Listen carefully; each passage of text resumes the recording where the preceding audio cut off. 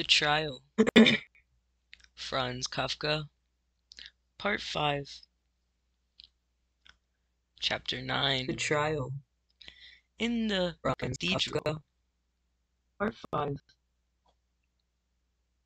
Chapter 9. A very important Italian In business the contact Cathedral. of the bank had come to visit the city for the first time, and Kay was given the task of showing him some of its cultural sites. At any other time, he would have seen this job as an honor, but now, when he was finding it hard even to maintain his current position in the bank, he accepted it only with reluctance. Every hour that he could not be in the office was a cause of concern for him. He was no longer able to make use of his time in the office anything like as well as he had previously. He spent many hours merely pretending to do important work, but that only increased his anxiety about not being in the office. Then he sometimes thought he saw the deputy director, who was always watching, come into Kay's office, sit at his desk, look through his papers, receive clients who had almost become old friends of Kay, and lure them away from him.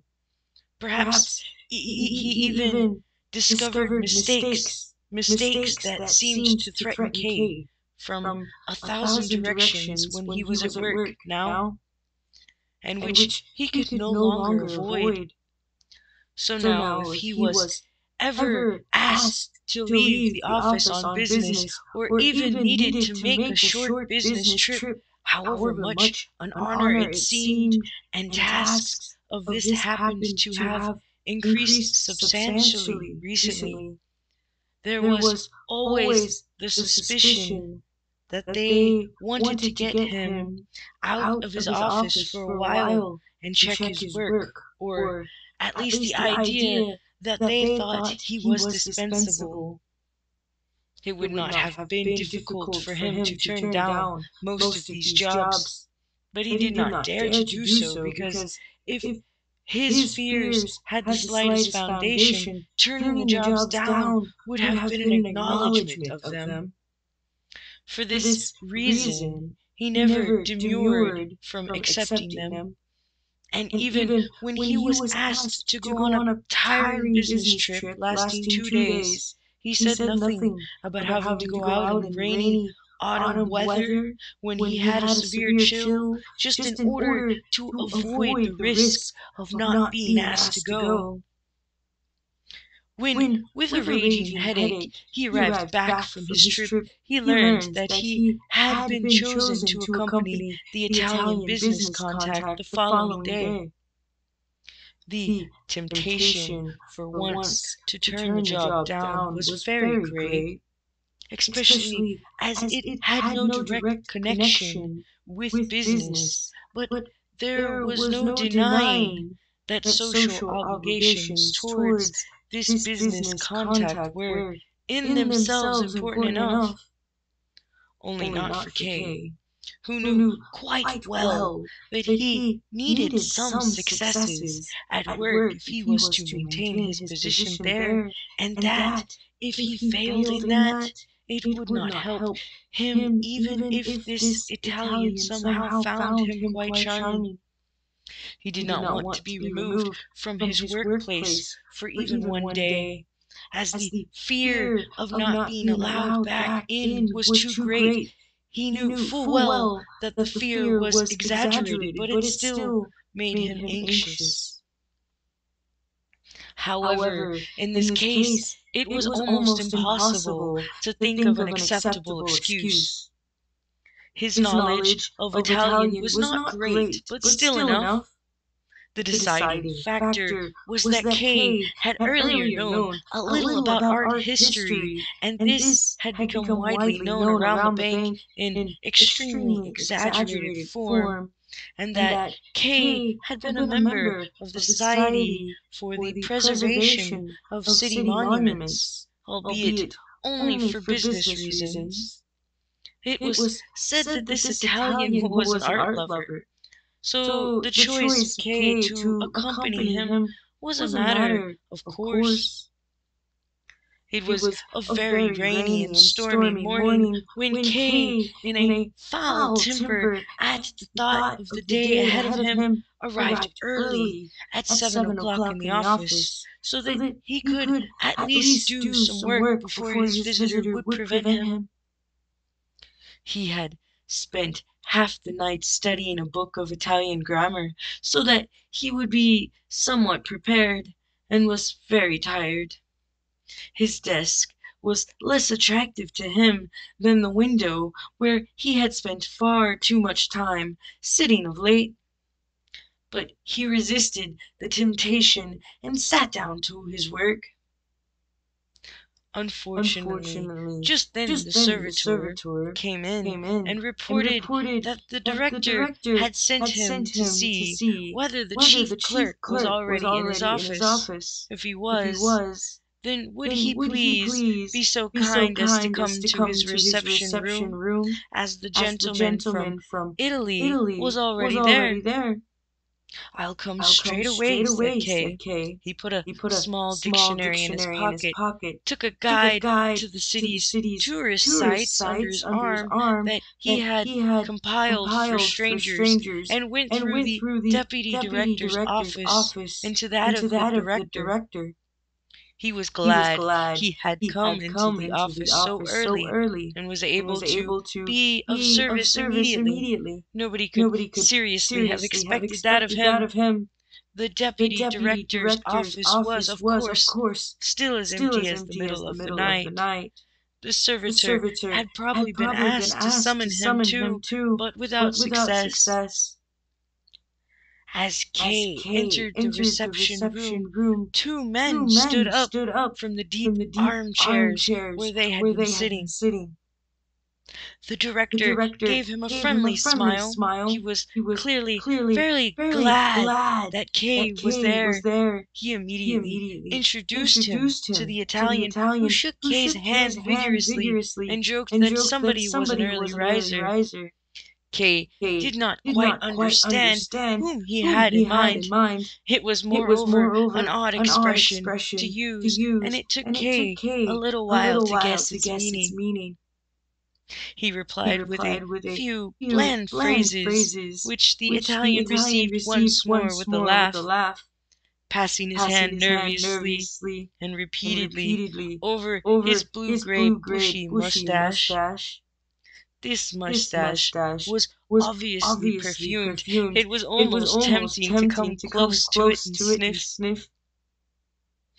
When they had all sat down and begun a light preliminary conversation, Kay was disconcerted to notice that he understood no more than fragments of what the Italian said. When he spoke very calmly, he understood almost everything, but that was very infrequent. Mostly the words gushed from his mouth, and he seemed to be enjoying himself so much his head shook.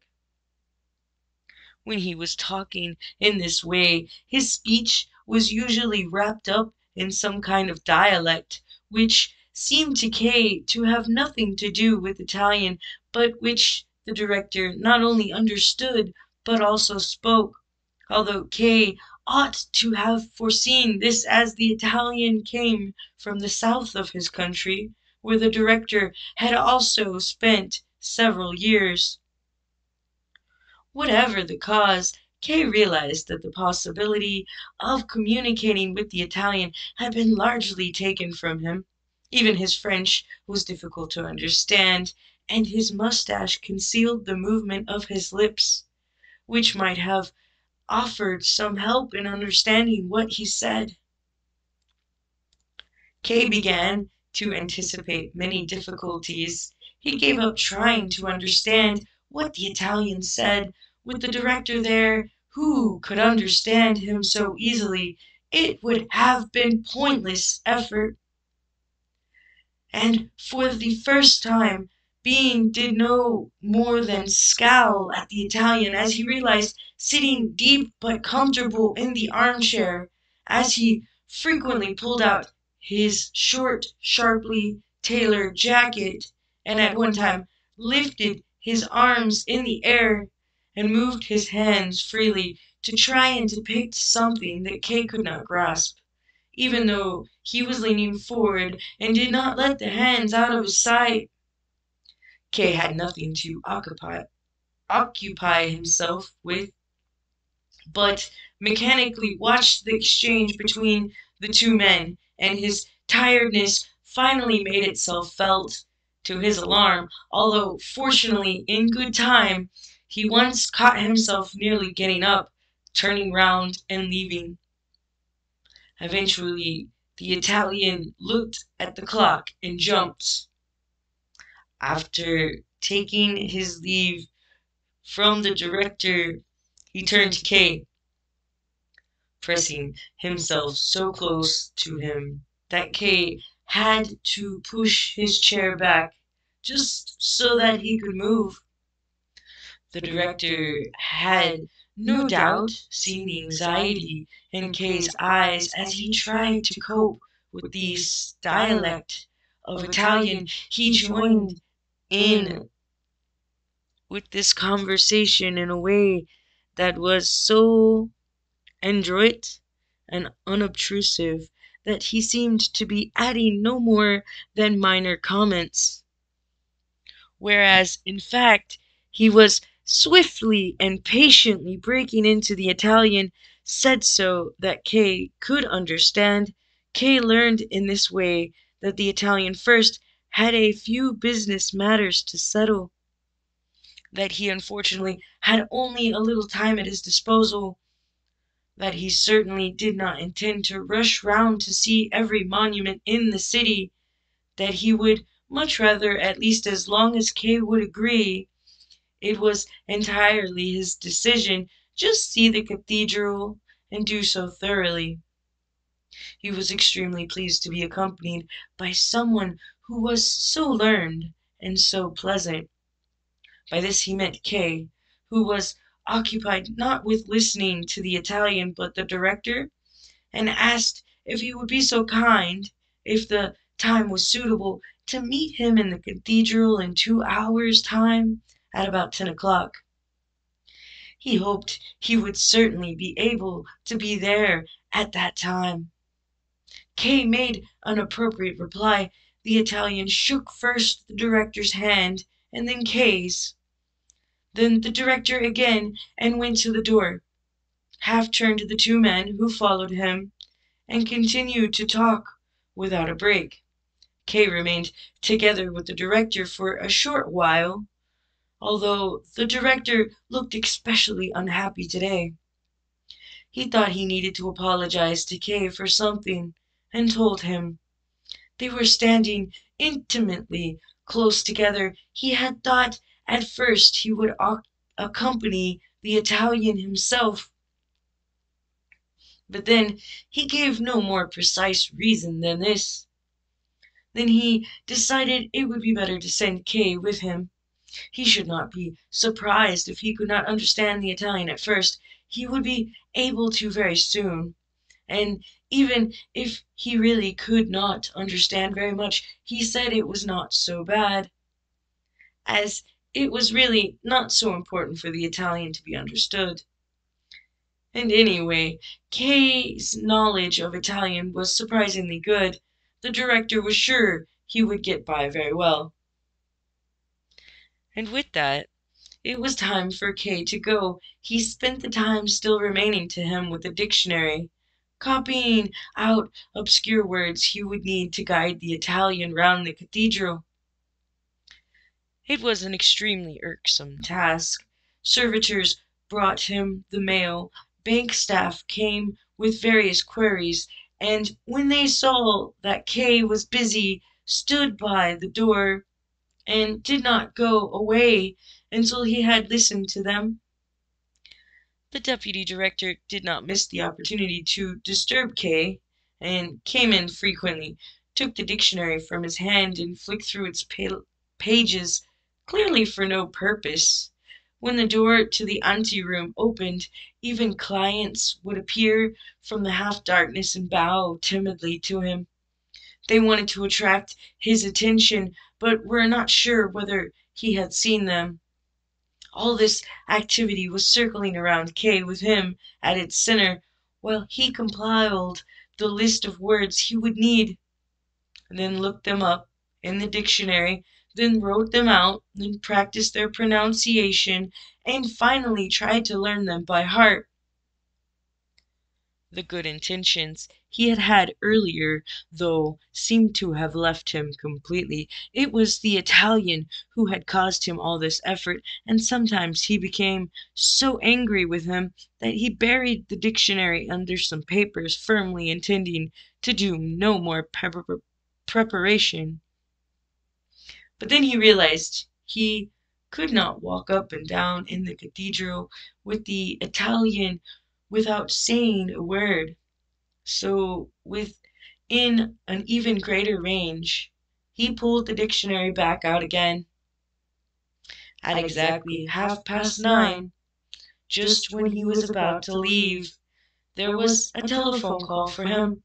Lenny wished him good morning and asked him how he was.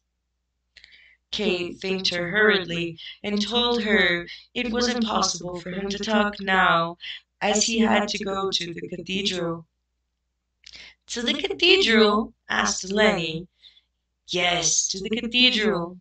"What do you have to go to the cathedral for?" said Lenny. Kay tried to explain it to her briefly, but he had hardly begun when Lenny suddenly said, "They're harassing you." One thing that Kay could not bear was pity. That he had not wanted or expected. He took his leave of her with 2 words, but as he put the receiver back in its place, he said, half to himself and half to the girl on the other end of the line, who could no longer hear him, "Yes, they're harassing me." By now the time was late, and there was almost a danger he would not be on time.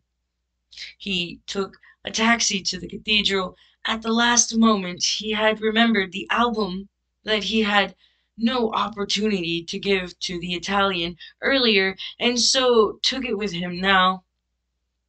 He held it on his knees and drummed impatiently on it during the whole journey. The rain had eased off slightly, but it was still damp, chilly, and dark. It would be difficult to see anything in the cathedral, but standing about on cold flagstones might well make Kay's chill much worse. The square in front of the cathedral was quite empty. Kay remembered how even as a small child he had noticed that nearly all the houses in the narrow square had the curtains at their windows closed most of the time. Although today, with the weather like this, it was more understandable. The cathedral also seemed quite empty. Of course, no one would think of going there on a day like this. Kay hurried along, both the side naves, but saw no one but an old woman who, wrapped up in a warm shawl, was kneeling at a picture of the Virgin Mary and staring up at it. Then, in the distance, he saw a church official who limped away through a doorway in the wall. Kay had arrived on time. It had struck 10 just as he was entering the building. But the Italian still was not there.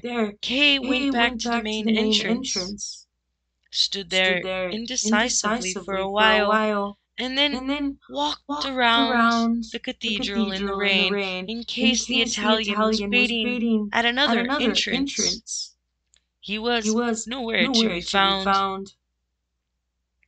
Could the director have misunderstood what time they had agreed on? How could anyone understand something like that properly anyway? Whatever had happened, Kay would have to wait for him for at least half an hour.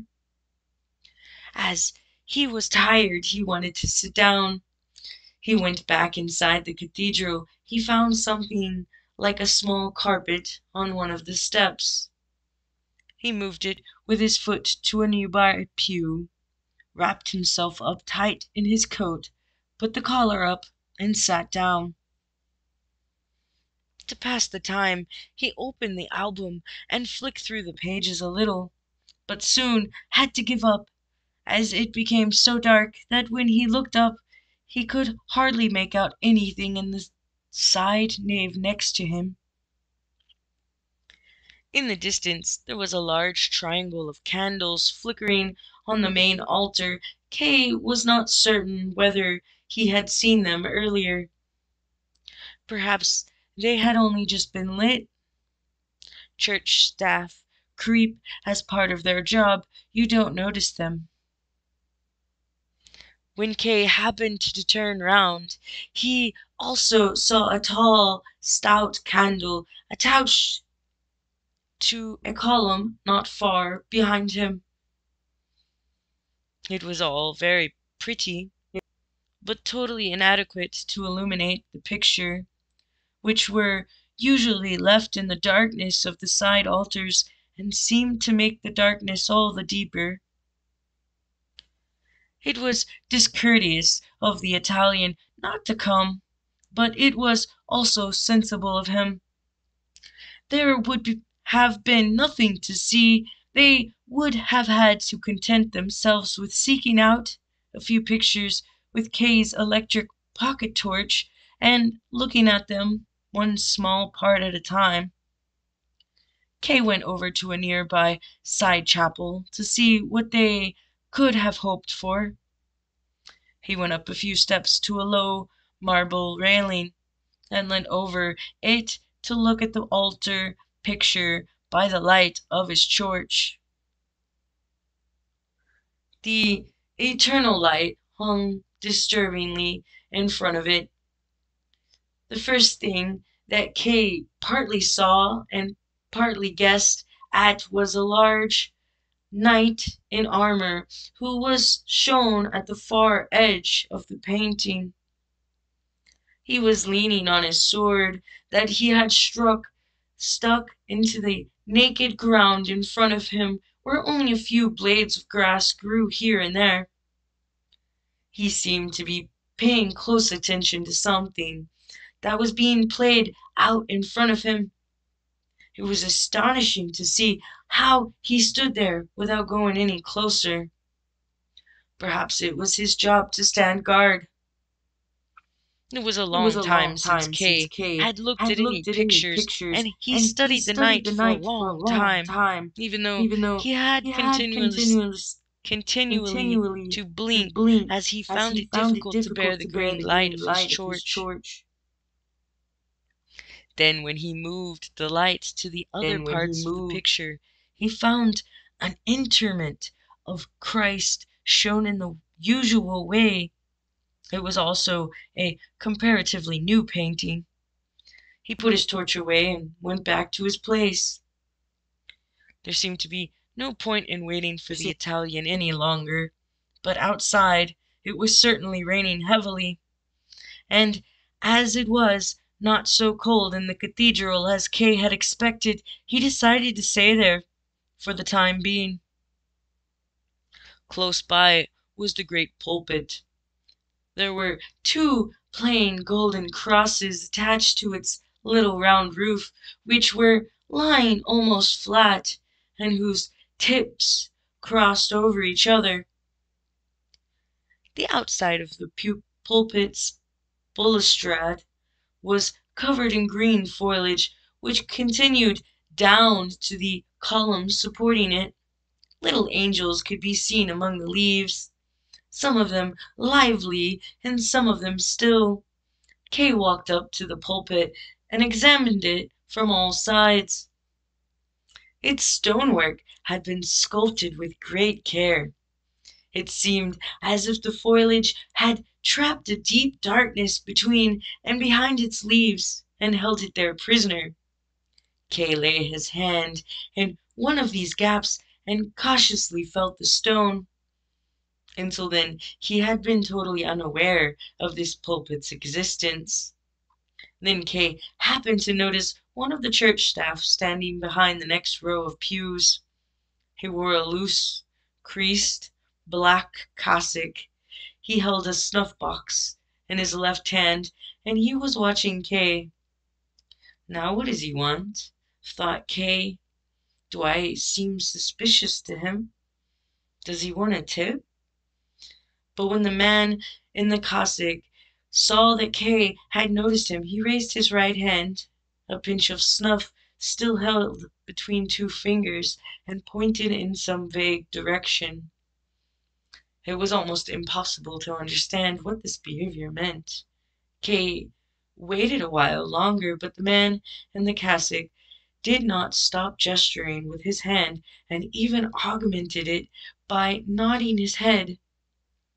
"Now what does he want?" asked Kay quietly. He did not dare call out loud here. But then he drew out his purse and pushed his way through the nearest pews to reach the man.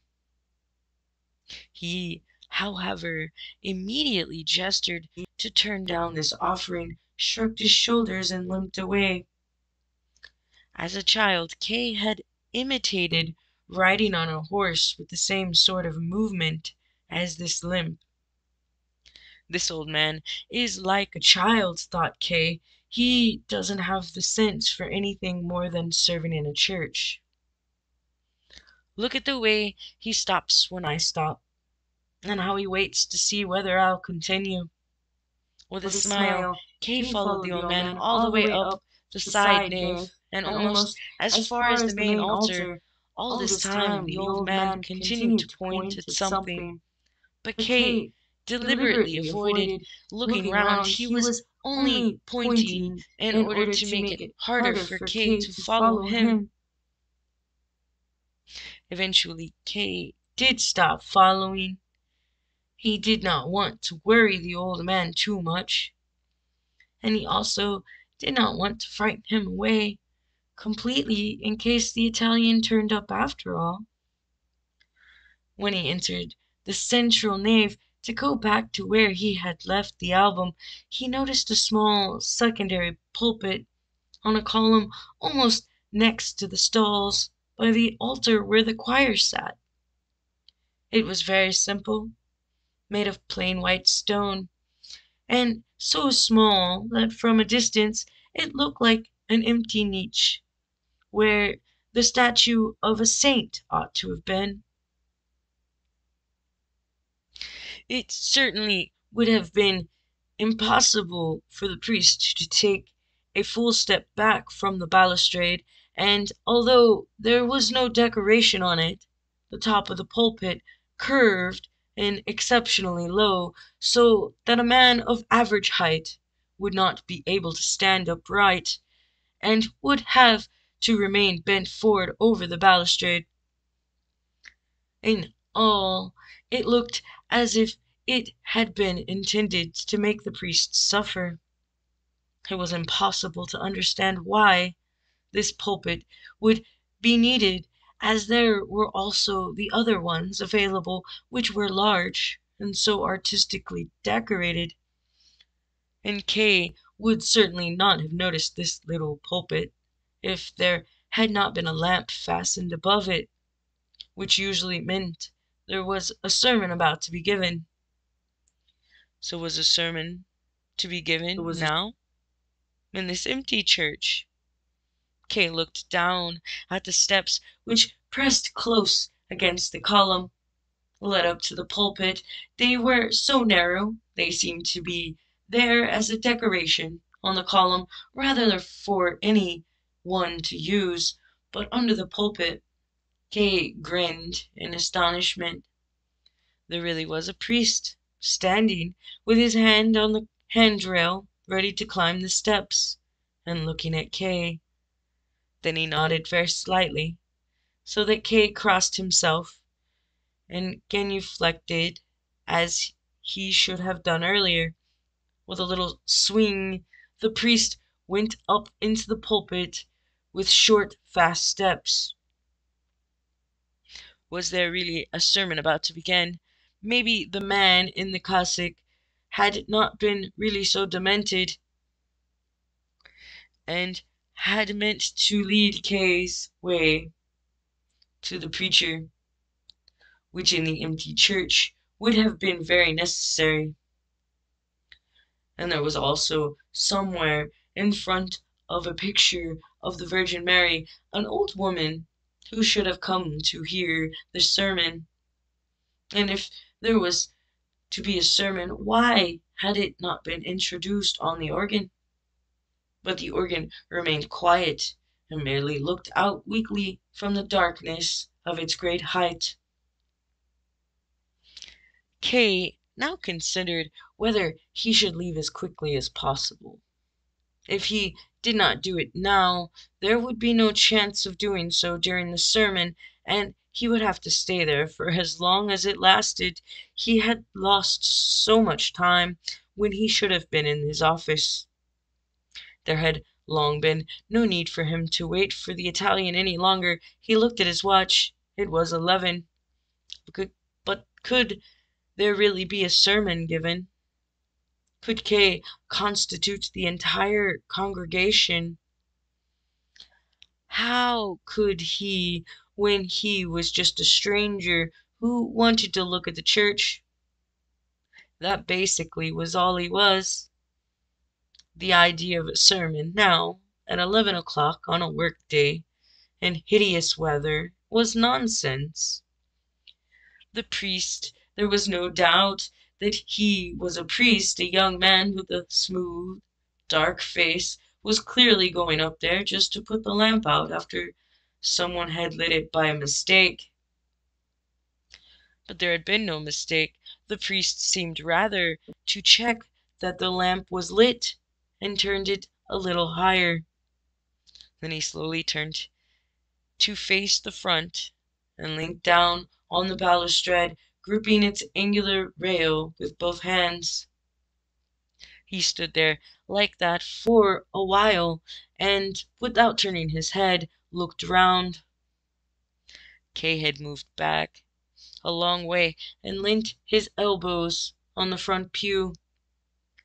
Somewhere in the church, he could not have said exactly where, he could make out the man in the cassock hunched under his bent back and at peace, as if his work were completed.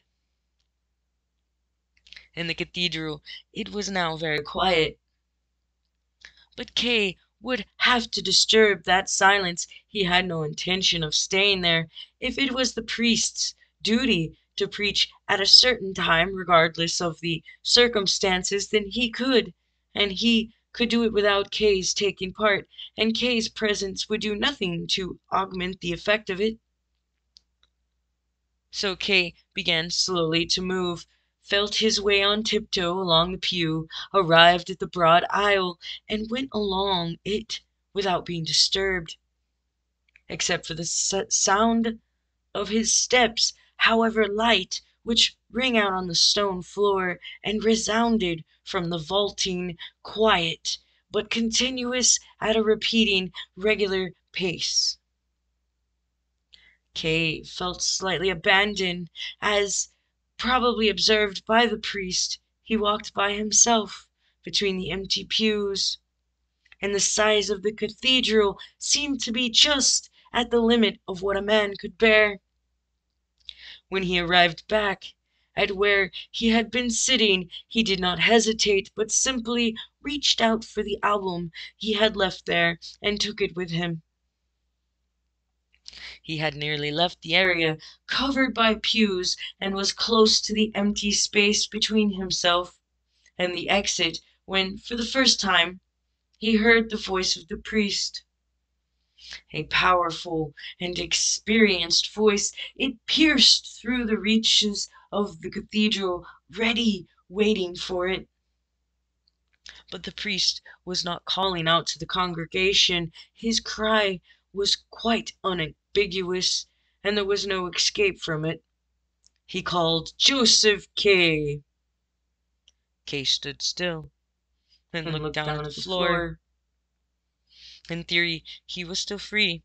He could have carried on walking through one of 3 dark little wooden doors not far in front of him and away from there.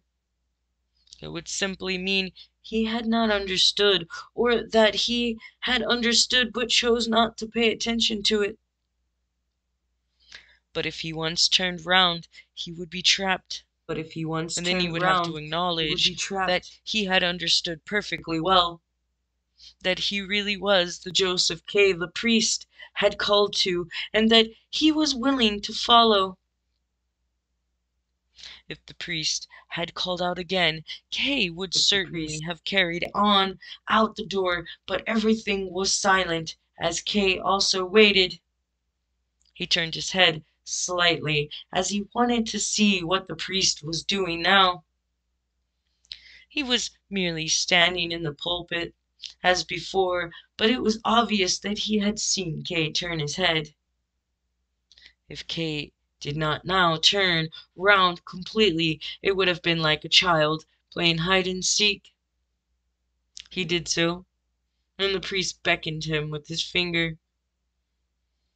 As everything could now be done openly, he ran, because of curiosity and the wish to get it over with long flying leaps towards the pulpit.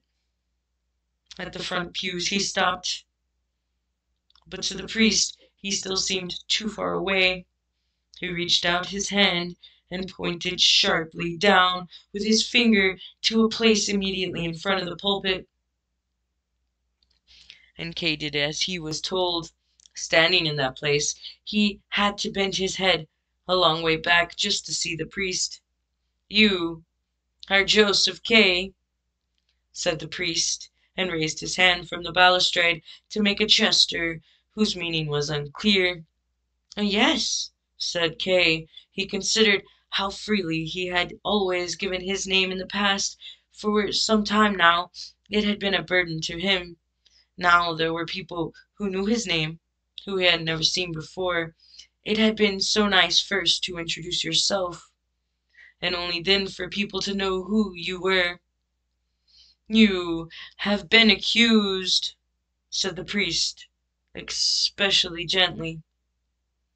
"Yes," said K., "so I have been informed." "Then you are the one I am looking for," said the priest. "I am the prison chaplain." "I see," said K. "I had you summoned here," said the priest, "because I wanted to speak to you." "I knew nothing of that," said K. "I came here to show the cathedral to a gentleman from Italy." "And that is beside the point," said K. Said the priest, "What are you holding in your hand? Is it a prayer book?" "No," answered K. "It's an album of the city's tourist sites." "Put it down," said the priest. K. threw it away with such force that it flapped open and rolled across the floor, tearing its pages. "Do you know your case is going badly?" asked the priest. "That's how it seems to me, too," said K. "I've expended a lot of effort on it, but so far with no results. Although I do still have some documents to submit." "How do you imagine it will end?" asked the priest. "At first I thought it was bound to end well," said K. "But now I have my doubts about it. I don't know how it will end. Do you know?" "I don't," said the priest. "But I fear it will end badly. You are considered guilty. Your case will probably not even go beyond a minor court. Provisionally, at least, your guilt is seen as proven." "But I'm not guilty," said K. "There's been a mistake. How is it even possible for someone to be guilty? We're all human beings here, one like the other." "That is true," said the priest, "but that is how the guilty speak." "Do you presume I'm guilty too?" asked Kay.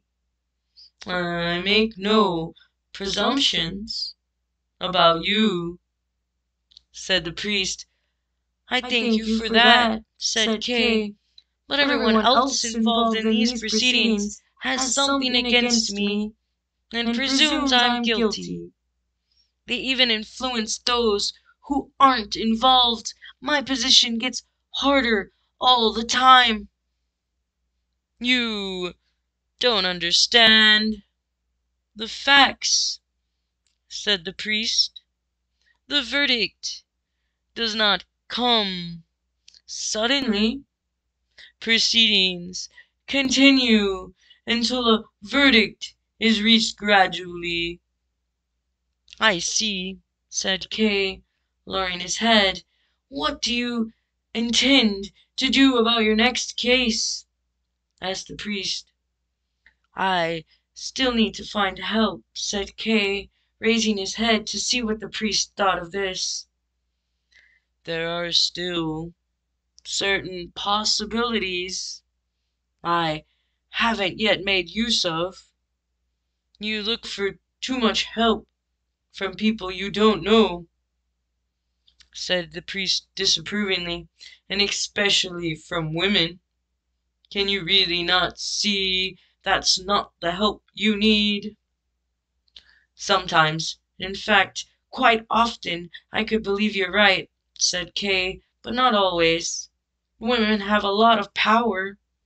If I could persuade some of the women I know to work together with me, then I would be certain to succeed, especially in a court like this that seems to consist of nothing but women chasers. Show the examining judge a woman in the distance, and he'll run right over the desk and the accused just to get to her as soon as he can." The priest lowered his head down to the balustrade. Only now did the roof over the pulpit seem to press him down. What sort of dreadful weather could it be outside? It was no longer just a dull day, it was deepest night. None of the stained glass in the main window shed even a flicker of light on the darkness of the walls.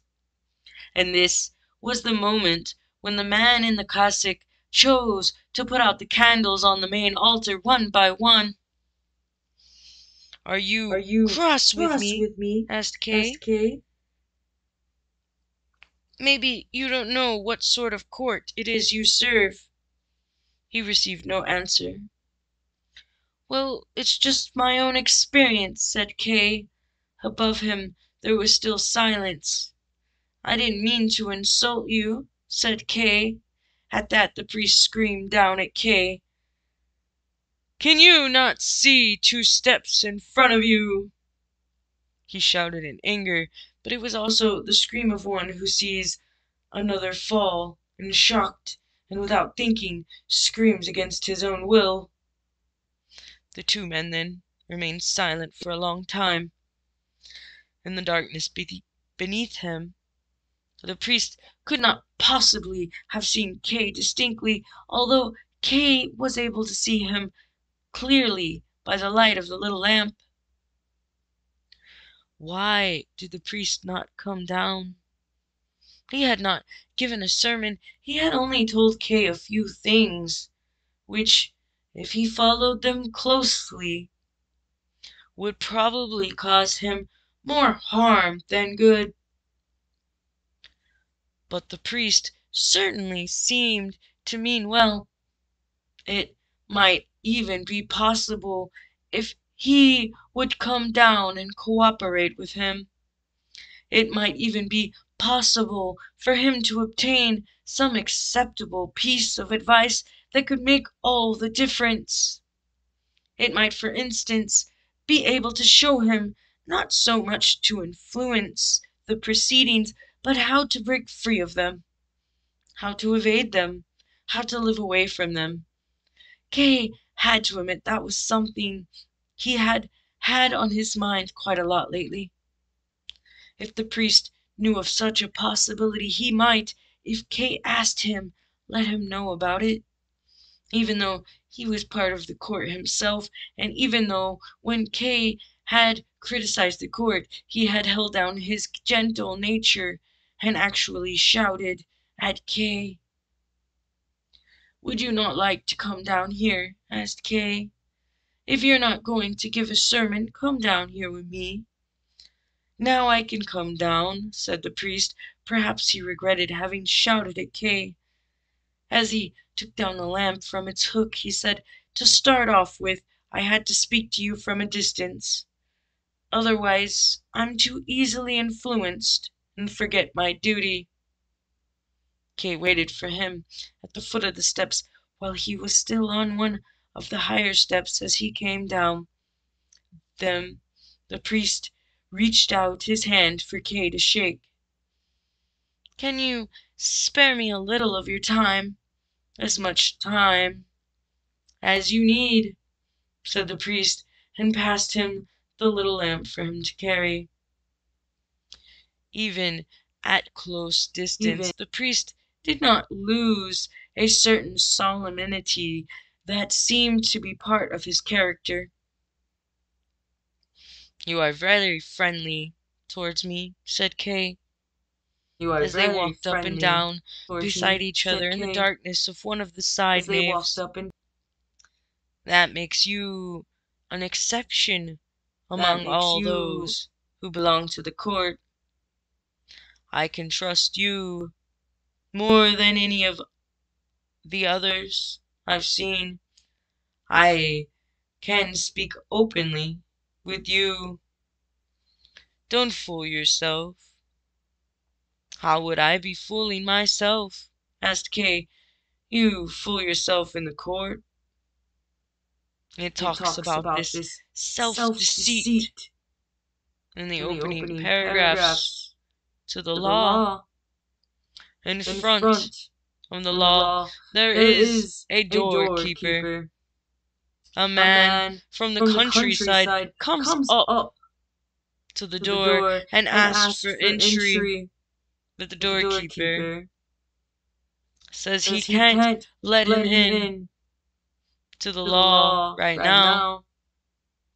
The man thinks about this, and then he asks if he'll be able to go on, and later on, 'That's possible,' says the doorkeeper, 'but not now. The gatekeeper, the gateway to the law, is open, as it always is, and the doorkeeper has stepped to one side.' So the man bends over to try and see